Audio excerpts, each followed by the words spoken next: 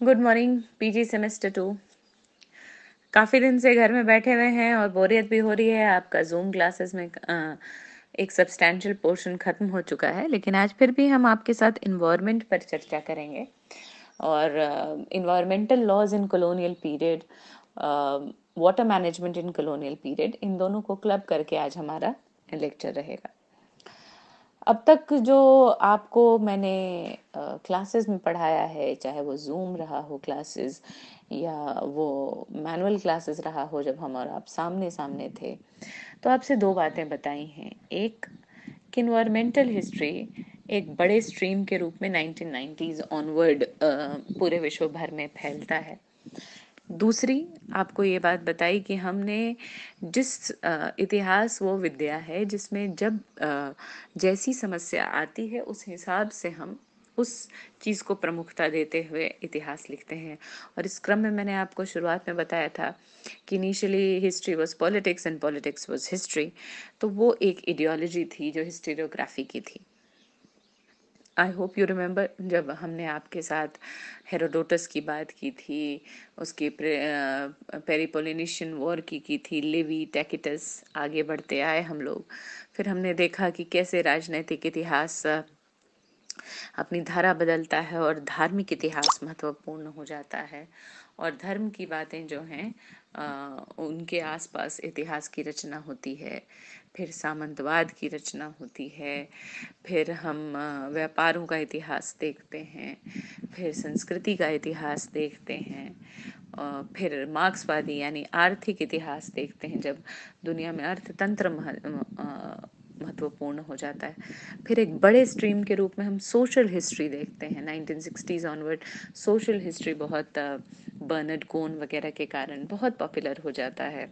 Sociology के एक border lines पर हम उसको देखते हैं। और आज मैंने आपको बताया 1990 ऑनवर्ड्स इन्वायरमेंटल हिस्ट्री इंडिया में बहुत महत्वपूर्ण है और वर्ल्ड वाइड इस पर काफ़ी ज़्यादा काम हो चुका था या है अभी भी आपको। और आज जो हम आपके साथ ये लेजिस्लेशंस की बात करें, यानी प्रोसेस दर प्रोसेस, इतिहास मैंने हमेशा आपको समझाया है, इतिहास एक पुरानी बीती हुई बातों का संकलन मात्र नहीं है।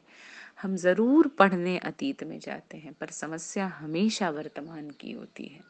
अगर वर्तमान की समस्याएं न हों तो हम अतीत में जाएं भी नहीं, संपूर्ण अतीत में हम जाते नहीं और संपूर्ण अतीत का अध्ययन हम करते नहीं। इसीलिए आज जो हम समस्या पर ब्रिटिश पीरियड में बात कर रहे हैं वो है कॉलोनियल वाटरवेज की समस्या या वाटर प्रॉब्लम। इन्वायरमेंटल लॉज क्या थे, जैसा हम लोग पहले भी क्लासेस में डिस्कस कर चुके हैं कि ये जो वाटर प्रॉब्लम है ये काफ़ी सिवियर था इन कॉलोनियल पीरियड। मैक्सिमम आप देखिए, हैजा फैल रहा है, कॉलरा फैल रहा है, सूखा पड़ रहा है, अकाल आ रहा है, तो आप कहीं ना कहीं सारी समस्याओं के जड़ में देखते हैं कि ये वाटर मैनेजमेंट जो है वो रिस्पॉन्सिबल है। ये वाटर सोर्सेज जो हैं उनको कैसे एक्सप्लॉइट किया जा रहा है। देखिए, पानी एक ऐसी चीज़ है जो हर साल बारिश में आ जाती है, तो इसे सहेजना, समेटना, बचाना, उपयोग करना ये सालाना गतिविधि है। ऐसा नहीं है कि आज संचय कर लिया तो आज के 100 साल बाद आप काम कर लेंगे। तो it's a ongoing process that you see and visualize in usage of water. How was this usage of water uh, done in the British period, and what was the drawback of this system that led to so many famines, so many epidemics, and so many problems in utilization of this water that led to this condition of peasantry and people in India in colonial days. अंग्रेज शासनकाल में, अंग्रेजी शासनकाल में आप ऐसा क्या हुआ कि इस तरह के पानी की समस्याएं दिखाई देती हैं। मैंने हमेशा आपको एक बात कही और आज फिर रिपीट कर रही हूँ, भारत में अंग्रेजों के जाने के बाद से हम 100 करोड़ बढ़ चुके हैं। आई रिपीट, 100 करोड़ बढ़ चुके हैं। ज़मीन अब भी उतनी ही है, इनफैक्ट कम हुई है, क्योंकि बांग्लादेश और पाकिस्तान निकल गए हैं हमारे पास से। तो जो हमारी वर्तमान की आबादी है वो कई गुना ज़्यादा है, ज़मीन उतनी ही है, बारिश उतना ही होता है आसमान से, पानी नीचे उतना ही ज़मीन को प्राप्त होता है। लेकिन आज ऐसा क्या होता है कि हम सबको खिला भी पा रहे हैं, पानी की व्यवस्थाएं भी कर पा रहे हैं, और इस तरह से महामारियां नहीं फैल रही। तो आज कुछ जो है, जो सरकारें कर रही हैं, लोग कर रहे हैं, जो पहले नहीं किया जा रहा था, और शायद ये नहीं किया जाना ही मूल जड़ में हो। तो आप देखेंगे कि अंग्रेजों का मूल मंत्र था exploitation of India at all cost. जितना भी दोहन कर सको भारत का करो, चाहे उनके संसाधनों का दोहन करना हो, चाहे उनके मानव संसाधन का दोहन करना हो, चाहे उनका आर्थिक शोषण करना हो, मानसिक, शारीरिक, प्रत्येक लिहाज से उन्होंने। और मैंने तो पहले ही आपको कहा कि जो ड्रेन ऑफ वेल्थ थियरी है वो कम्प्लीटली इसी शोषण पर आधारित थियरी है। तो आप देखते हैं कि एक तरीके से उन्होंने सिस्टमैटिक प्लानिंग के थ्रू भारत को एक्सप्लॉइट किया। जब ये सिस्टमैटिक प्लानिंग के थ्रू एक्सप्लॉइट कर ही रहे थे तो भी उनको समस्याएं तो तब थी ही। फ़मीन में मरने के लिए अभी कुछ दिनों पहले मैंने आपको लेक्चर दिया था, और शायद सेमेस्टर 4 को दिया था, और बताया था कि कैसे 1877 से लेकर 79 के बीच में महा अकाल आता है, 6 करोड़ लोग मारे जाते हैं भारत में, और मात्र एक फ़मीन आयोग बनता है, और उसमें ये कहा जाता है कि अपाहिजों को प्रायोरिटी दी जाए, बस उनको खाना मुहैया कराने। सरकार नहीं देखती हमारी स्थितियों को, और तो और वो दिल्ली दरबार लगवा देती है, जिसमें राजा के आगे, प्रिंस के आगे सिर्फ भोंडा प्रदर्शन होता है जमींदारों और राजाओं का, अपने अपने वेल्थ का, और वो गिफ्ट्स देते हैं। तो अंग्रेजी नीति तो शोषणकारी है ही, और वो शोषण लगातार कर रही है। बाय द टाइम 1858 में जब ट्रांसफर ऑफ पावर हुआ और ईस्ट इंडिया कंपनी से सरकार ब्रिटिश पार्लियामेंट में चली आई, तो इट वाज बाय 1860 कि उन्होंने एक भारत के लिए पीनल कोड बना लिया। 1861 में पुलिस रिफॉर्म्स आ गए और पुलिस कोड्स बन गए। यानी शुरुआत में जो कानून भी बनने की प्रक्रिया हुई, उसका कहीं भारतीयों की भलाई से लेना देना नहीं था। उसका सिर्फ एक बात से लेना देना था कि कैसे अंग्रेज भारत पर अपनी पकड़ मजबूत बनाए, चाहे वो सुप्रीम कोर्ट बनाकर हो, चाहे वो लीगल सिस्टम को मॉडिफाई करके हो, या फिर पुलिस की ऐसी व्यवस्था डराने वाली खड़ी की जाए जिससे अंग्रेजों का डर भारतीयों पर हावी रहे। तो environmental laws were not prima facie main concern of Britishers when they started ruling India. So what was their concern? Their concern was complete plunder and exploitation of Indian resources.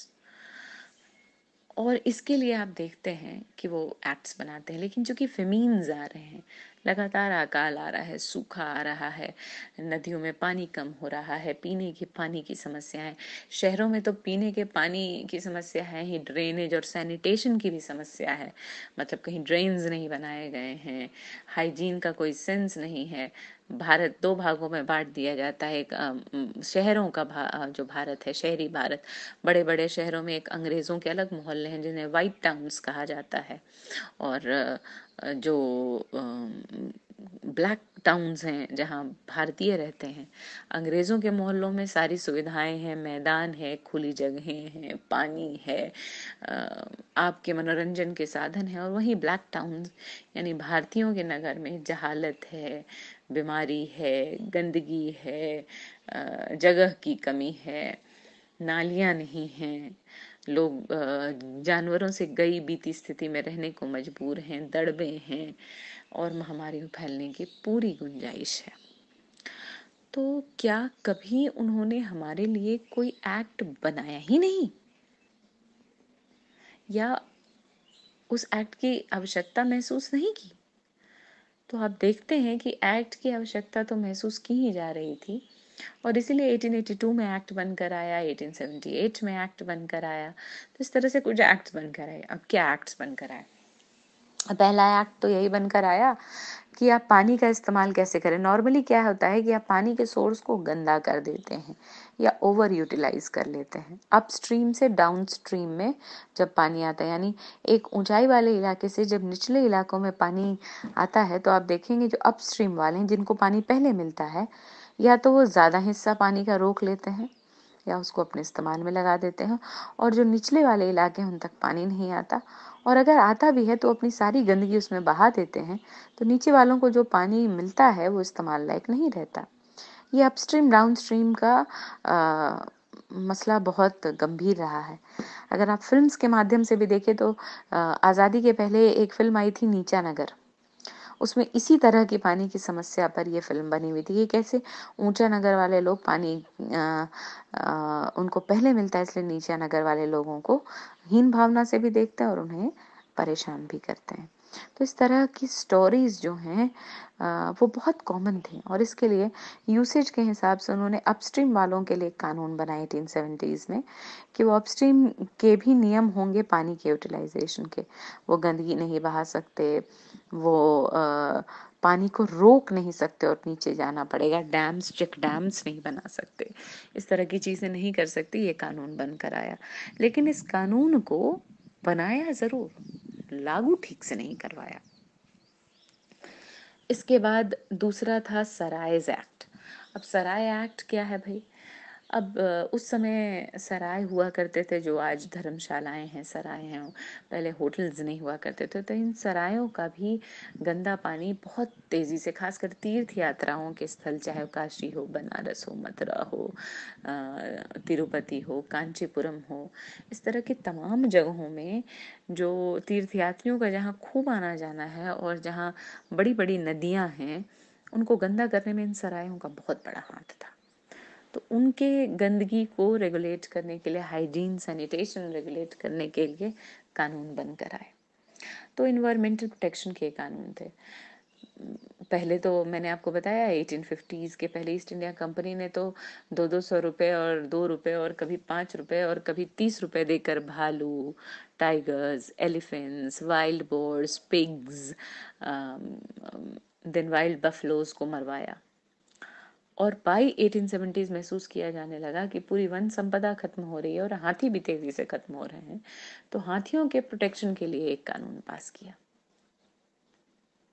ताकि कम से कम जंगल और उसके आसपास के स्रोत बचाए जा सकें। लेकिन जैसा मैंने कहा, उनमें कन्विक्शन नहीं था उसको लागू कराने का।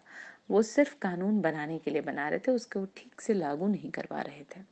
So that was the greatest drawback of the environmental laws in India. Although under public pressure or under the pressure of enlightened people, they were made, although um, in the often in the form of sections and subsections and not in form of entire law. So that was one aspect. एक पूरा कानून देने के बजाय कानून के कुछ हिस्सों में बस इसकी चर्चा कर दी जाती थी. Second, there was no harsh punishment for disobeying these laws and breaking of these environmental rules. तो दूसरा समस्या ये है कि इसमें जो सजा का प्रावधान है, कानून अगर सजा के बिना हो तो कानूनों का अनुपालन कराना किसी भी सरकार के लिए मुश्किल रहता है। जहाँ बात बेबात अंग्रेजी सरकारें अपनी बात मनवा रही थीं, वहाँ उन्होंने इस तरह के सरकार को मतलब हानि पहुंचाई और लोगों को इस बात के लिए तैयार किया कि उन्हें सजा नहीं मिलेगी पर्यावरणीय कानून को तोड़ने के लिए। अगर एकाध किसी कानून में पर्यावरण कानून को तोड़ने पर कुछ सजाएं रखी भी गई, तो अपने फायदे के लिए इस्तेमाल किया गया और उसका कभी भी वास्तविक इस्तेमाल नहीं किया गया, ताकि पर्यावरण को बचाया जा सके, जंगलों को बचाया जा सके, वन्य जीव बचाए जा सकें, पानी के स्रोत बचाए जा सकें, पानी को इस्तेमाल लायक बनाया जा सके। ये नहीं किया गया। बराज बनाने हो, एनीकट्स बनाने हो, यानी कट्स बनाने हो बराज पर, एनीकट जिसे कहा जाता है, तो उन सबों की भी एक चीज़ें पॉलिसी नहीं आई। आज हमारे यहाँ बहुत सारे प्रोजेक्ट चलते हैं, नमामि गंगे, नमामि ब्रह्मपुत्र, इससे पहले गंगा क्लीनिंग प्रोजेक्ट था। तो आप जानते हैं कि भारत में नदियों की बड़ी समस्या ये है कि आप इतना वेस्ट उसके अंदर डाल देते हैं कि वो भर जाता है, उसका जो बॉटम है उसमें गाद जमा हो जाती है, गंदी गाद, जिससे पानी छिछला होता जाता है और फिर वो रिहायशी इलाकों में घुस आता है जैसे ही थोड़ा सा पानी पड़ता है। दोनों समस्याओं के निपटारे के लिए, एक तो नदियों में पानी बना रहे, उसमें जल जीवन बना रहे, एक उसके लिए, दूसरा कि वो जो रिहाइश इलाकों में जो पानी जल्दी आ जाता है, तो इसके लिए बहुत ज़रूरी है कि समय समय पर नदियों की ये गाद हटाई जाए, क्योंकि ये गाद हम डाल रहे हैं उसमें। प्रकृति ने डाला होता तो प्रकृति निकालने के स्वयं उपाय भी कर लेती, लेकिन चूंकि ये गाद हम डाल रहे हैं तो इसे निकालने का कर्तव्य दायित्व भी हमारा है, पर हमने इन दायित्वों को कभी पूरा नहीं किया। तो नदियों, तालाबों, कुओं, नहरों को गहरा करने की समय समय पर आवश्यकता पड़ती है, ताकि पानी का स्टोरेज बढ़ाया जा सके, पानी को क्लीन किया जा सके और फ्लडिंग ऑफ एरियाज को रोका जा सके, यानी ये जो तुरंत में बाढ़ आ जाती है उसको रोका जा सके। ये तमाम तरह के उपायों को करने में भी अंग्रेजों ने आनाकानी की, जो अंततः इस वाटर मिसमैनेजमेंट के लिए रिस्पॉन्सिबल हुआ। नेक्स्ट क्लास में इस चर्चा को हम और आगे बढ़ाएंगे। अब आपके अगर क्वेश्चंस हो तो भेज दीजिए। Thank you.